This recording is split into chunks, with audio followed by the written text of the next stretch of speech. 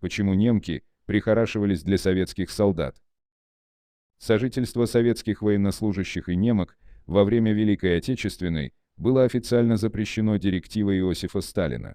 Тем не менее, после войны в Германии у немецких женщин, от солдат и офицеров Красной Армии, родились десятки тысяч детей.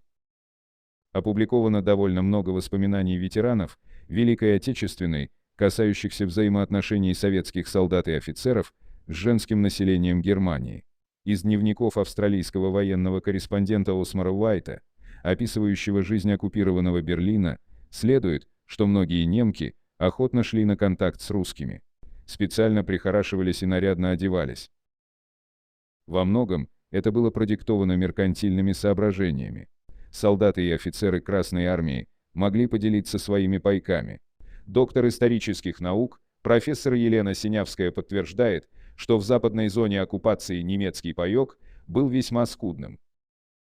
Синявская приводит еще один немаловажный аргумент в подтверждение доступности немок. У них добрачные отношения не считались зазорными. Кроме того, жительницы Германии не воспринимали торговлю своим телом как позорное занятие. Существует множество свидетельств того, что после оккупации советскими войсками того или иного населенного пункта к штабам приходили представительницы делегации немок, согласных удовлетворять потребности русских солдат и офицеров. Приказ о запрете на сожительство советских военнослужащих с женщинами на оккупированной территории Германии был подписан Иосифом Сталиным в январе 1945 года. За принуждение к близости немок грозил расстрел. Не позволялись и добровольные отношения. В начале 21 века на Западе возник устойчивый миф о 2 миллионах обесчещенных немок, авторами которого стали британский историк Энтони Бивер и немецкий профессор истории Мириам Гебхард. Скептики поставили под сомнение подобные статистические данные, поскольку они не подтверждаются убедительными доказательствами. Советские архивы, в свою очередь, содержат сведения о нескольких тысячах солдат и офицеров, осужденных военными трибуналами за преступления в отношении мирных жителей Германии. Приказы о применении суровых мер за сожительство с немками издавались командующими фронтов Красной Армии. Отдельно прописывался пункт о недопущении заключения интернациональных браков. Но все эти меры зачастую не являлись сдерживающим фактором при налаживании тесных отношений между жительницами Германии и советскими военнослужащими.